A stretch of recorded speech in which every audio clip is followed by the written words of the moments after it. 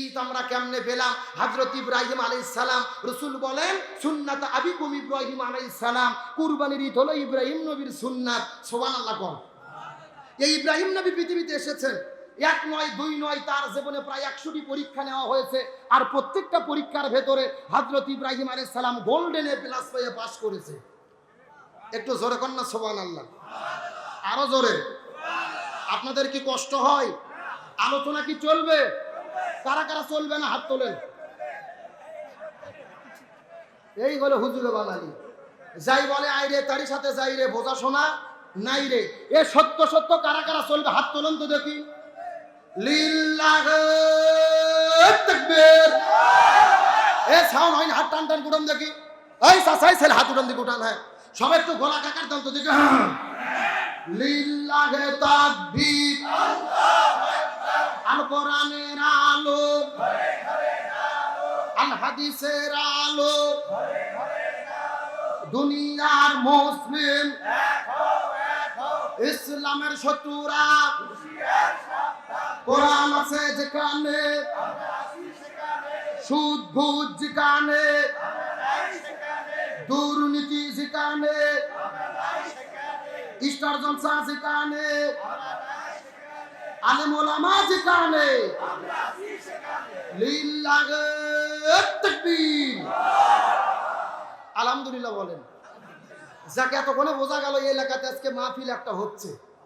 তাহলে হযরত ইব্রাহিম আলাইহিস সালামের জীবনে কয়টা পরীক্ষা আল্লাহ নিয়েছে? একটু কথা বলেন, এখন মূল আলোচনায় ঢুকতেছি। কয়টা পরীক্ষা? আর প্রত্যেকটা পরীক্ষার মধ্যে ইব্রাহিম আলাইহিস সালাম গোল্ডেন এ প্লাস পেয়ে পাস করতে। সুবহানাল্লাহ কোন। হযরত ইব্রাহিম আলাইহিস সালামের জন্মের আগে থেকে তার জীবনের পরীক্ষা শুরু হয়েছে।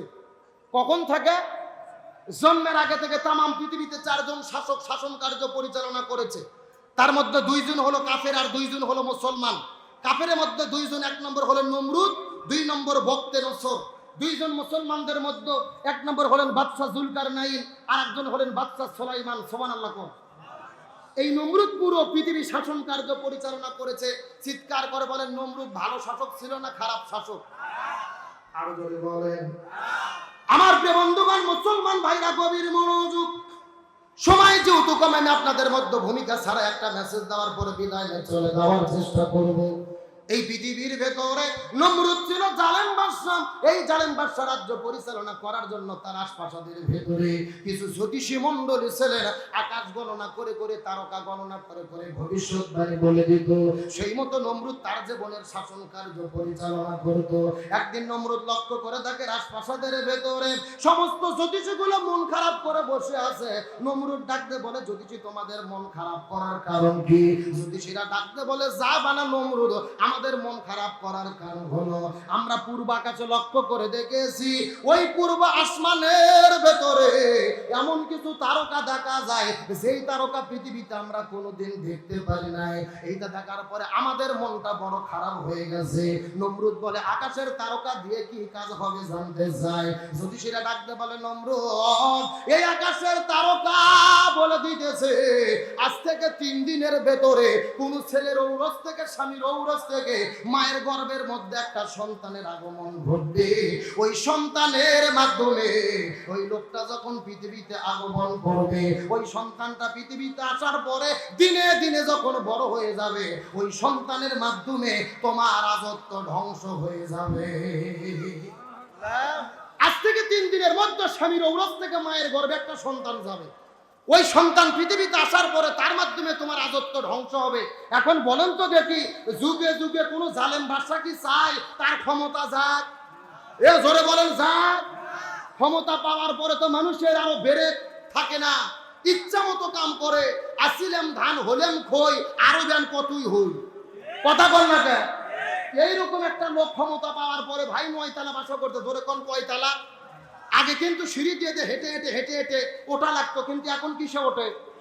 এই লোকটা লিফটে 9 তলা ওঠার পরে রাতের 9টার দিকে ল্যাপের মধ্যে কম্বলের মধ্যে শুয়ে থাকে, বলতিছে আমাকে এখান থেকে নামাই কে? নামায় এই কথা বলে রাত 9টার দিকে ল্যাপের মধ্যে শুইছে। কিন্তু গত 4 বছর আগে ফজর নামাজের আগে হালকা করে একটা ঝাঁকি হয়েছিল, ভাই মনে নেই আপনাদের? এমন একটা ঝাঁকি হয়েছে, ও ঘুমোর থেকে লাফ দিয়ে উঠে ঝাড়িয়ে দৌড়। ও নিচে যাইয়া দেখতেছে পরনত লঙ্গি নাই। জোরে কোন কি নাই? মানে লুঙ্গি যে ল্যাপের মধ্যে পেঁয়াজ লাগিয়ে আসে আর মনেই নাই, আর পরনত লুঙ্গি না থাকলে তাকে কি বলে? ন্যাংটা। ন্যাংটা বগুড়ার ভাষায় কি বলে? ন্যাংটা। তার মানে বোঝা গেল যে আল্লাহ তাআলা 12 তালাতে উঠাতে পারে, আবার ওই আল্লাহ চাইলে ন্যাংটা করে ক্ষমতার থেকে নামাতে পারে। সুতরাং ক্ষমতা পাওয়ার পরে মনে করেন না মুই কি হুনুরে 21 সাল 41 সাল মৃত্যু পর্যন্ত ক্ষমতায় থাকবো, এমন কুপুরি কথা বলবেন না। এমন কথা যদি বলেন, আল্লাহ যদি বিদায় করতে চায়, আল্লাহ প্রয়োজনে আপনাদেরকে ন্যাংটা করে নামাবে, আপনার 2 সেকেন্ডের সময় লাগবে না। এজন্য ক্ষমতার অহংকার করা যাবে। এখন নমরুদ বলতেছে ক্ষমতা তো ছাড়া যাবে না, এই চেয়ার আমি রক্ষা করতে চাই। তাহলে কি হলো? 3 দিনের মধ্যে যেহেতু মায়ের গর্ভে সন্তান আসবে, আমি আইন জারি করে দিলাম, আজ থেকে 3 দিনের ভেতরে কোন স্বামী তার স্ত্রীর সঙ্গে মিলামিশা করতে পারবে না। সৈনিকদের ফরমান জারি করে দাও। চিৎকার করে বলেন নাউজুবিল্লাহ। তাহলে স্বামী স্ত্রী কি বন্ধ করলো? মিলামিশা মিলনকে বন্ধ করে দিলেন। এখন বলেন, তাই সে যতই ষড়যন্ত্র করুক না কেন, ইব্রাহিম নবীকে পৃথিবীতে আনবেন কে? আল্লাহ। আরো জোরে বলেন। আমার প্রিয় বন্ধুগণ, মুসলমান ভাইরা গভীর মনোযোগ। সময় যেহেতু কম, কোনো দিকে যাওয়া যাবে না, আমি আপনাদেরকে শর্টকাটে বলতেছি। এই 3 দিন আইন জারি করে দিল, ছেলে মেয়ে কোনো মতোই স্বামী স্ত্রী মিলামিশা করতে পারবে না। কিন্তু আল্লাহর কি খেলা! নমরুদ যেই রাজপ্রাসাদের মধ্যে বসবাস করে, ওই নমরুদের একজন দেহরক্ষী ছিল, যার নাম হলো আজর। কোন বর্ণনায় তারেক। এই আজর বা তারেকের মনে রাতের 10টা 12টার দিকে স্ত্রীর গভীর ভালো কে রে কথা কয় কে রে? আমার প্রিয় বন্ধুগণ, মুসলমান ভাইরা গভীর মনোযোগ। রাতের 10টা 11টার দিকে যখন মনের মধ্যে ভালোবাসা জাগ্রত হলো, আল্লাহর কি খেলা! এই আজরের স্ত্রী, তার মনের মধ্যে আল্লাহ ভালোবাসা জাগ্রত করে দিল। তার স্ত্রী ঘরের মধ্যে থেকে বের হওয়ার পরে আস্তে আস্তে নমরুদের রাজপ্রাসাদের মধ্যে চলে গেলেন। নমরুদের রাজপ্রাসাদের মধ্যে যাওয়ার পরে রাত যখন 2টা 3টা বেজে গেছে, সবাই জগরক্ষীরা যখন ঘুমাই পড়েছে, রাজ্যের সৈনিকেরা ঘুমাই পড়েছে, আজরের স্ত্রী আস্তে করে যখন রাজপ্রাসাদের মধ্যে ঢুকে গেল, লক্ষ্য করে দেখে নমরুদ ঘুম পারে, সমস্ত সৈন্যরা ঘুম পারে। ওই নমরুদের সামনে একটা মশাল নিয়ে দাঁড়িয়ে আছে, তার স্বামী হলো আজর। আল্লাহর কি খেলা! তার স্বামীর কাছে যাওয়ার পরে চোখের সঙ্গে চোখ লাগার সঙ্গে সঙ্গে আল্লাহ প্রেম ভালোবাসা মহব্বত জাগ্রত করে দিল। এমন সময় আল্লাহর পক্ষ থেকে একটা ফেরেশতা নাজিল হলেন। ওই ফেরেশতা আসার পরে আজরের হাত থেকে মশালটা নেওয়ার পরে ওই আজরকে ছেড়ে দিল। আজর তার স্ত্রীকে নিয়ে ঘরের মধ্যে চলে গেল। আল্লাহর কি খেলা! নমরুদ ইব্রাহিম নবীর আগমনকে বন্ধ করতে চেয়েছিল, কিন্তু আমার আল্লাহ নমরুদের রাজপ্রাসাদের ভেতরে, এমনকি নমরুদের খাস কামরার ভেতরে, ওই আজর আর তার স্ত্রীর ভেতরে মিলন ঘটায়া দিল। জোরে বলেন না আল্লাহু আকবার। এ চিৎকার করে কোন কার ফয়সালা? আল্লাহ বলতিছে শয়তান সন্তান আসা বন্ধ করবো, কাম তোর ঘরের মধ্যেই হবি। কথা বল না কে? এ কাজ কোন জায়গাতে হচ্ছে? নমরুদের ঘরের মধ্যেই কাজ হয়েছে। আল্লাহু আকবার কর। এইরকম ভাবে নমরুদ এই কাজ করে। এ হুজুর রে, আপনার ভেতরে ঢুকে বসন্ত দেখি না। এরা দাঁড়িয়ে আছে, এরা কারা? এরা কারা দাঁড়িয়ে আছে? এরা কারা? যদি আলোচনা শুনতে মন চাই ভেতরে বসেন, না হলে বাড়ি চলে যান, ঝিরঝিরি করেন না। কথা কর না কে? এমনিতে পরিবেশ ঠিক করা যাচ্ছে না, এইদিকে এক ভেজাল, ওদিকে আর এক ভেজাল। তাহলে চিৎকার করে বলেন, ইব্রাহিমকে কে এনেছে? মায়ের গর্ভে ইব্রাহিম আসলো। পরের দিন সকালবেলা নমরুদ আবার মিটিং বসাইছে। জ্যোতিষীদের মাথা খারাপ, মন বেজার করে বসে আছে। নমরুদ বলে, জ্যোতিষীরা খবর কি? জ্যোতিষীরা বলতেছে নমরুদ কাজ হয়ে গেছে। সুবহানাল্লাহ কোন করছে, পূর্ব আকাশে দেখি তারকা নাই, মায়ের গর্ভে সন্তান। সুবহানাল্লাহ কোন। আমার প্রিয় বন্ধুগণ, মুসলমান ভাইরা গভীর মনোযোগ। নমরুদ তার ক্ষমতাকে টিকাতে চাইলো। নমরুদ বলে, সন্তান যেহেতু পেটের মধ্যে এসেছে, সন্তান আর পৃথিবীতে আসতে দেব না। আজ থেকে আইন জারি করে দিলাম, 1 মাস পর্যন্ত, শুধু নয় 1 বছর পর্যন্ত যত সন্তান পৃথিবীতে আগমন করবে, শুধুমাত্র মেয়ে সন্তানদেরকে বাঁচিয়ে রাখা হবে, আর ছেলে সন্তানদেরকে হত্যা করা হবে। এই আইন যখন নমরুদ পৃথিবীর মধ্যে করে দিল, কিতাবের মধ্য থেকে পাওয়া যায়, আইন জারি করার পরে লক্ষ লক্ষ সৈনিকেরা পুরো পৃথিবীর মধ্যে ছড়িয়ে পড়লো। এই 1 বছরের মধ্যে 1 নয় 2 নয়, প্রায় 40 লক্ষ শিশুকে তারা হত্যা করেছে, শুধুমাত্র ক্ষমতার চেয়ার টিকানোর জন্য।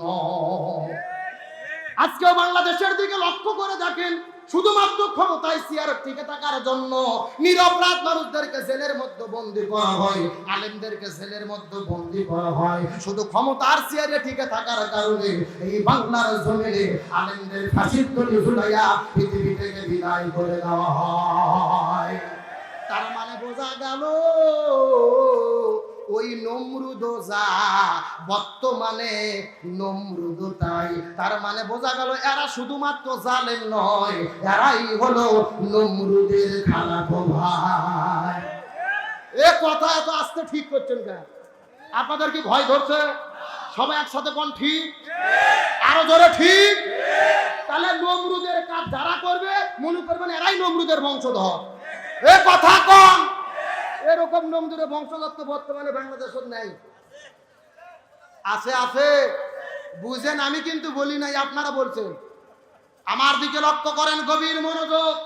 ইব্রাহিম আলাইহিস সালাম সন্তান পেটের মধ্যে আসলো, তার মায়ের পেটে আসার পরে মায়ের গর্ভ বড় হয়েছে, পেট বড় হয়নি, সন্তান বড় হয়েছে। একটা গুহার মধ্যে গিয়ে ইব্রাহিমের জন্ম আল্লাহ দিয়ে দিল। সুবহানাল্লাহ কোন? তার মানে তারা চাই ইব্রাহিমের আগমন বন্ধ করতে, কিন্তু ইব্রাহিমকে কে পাঠায়া দিল? আমি শেষ কথা বলবো, সময় কম। ইব্রাহিম আলাইহিস সালাম পৃথিবীতে আসলেন পরীক্ষা দিতে।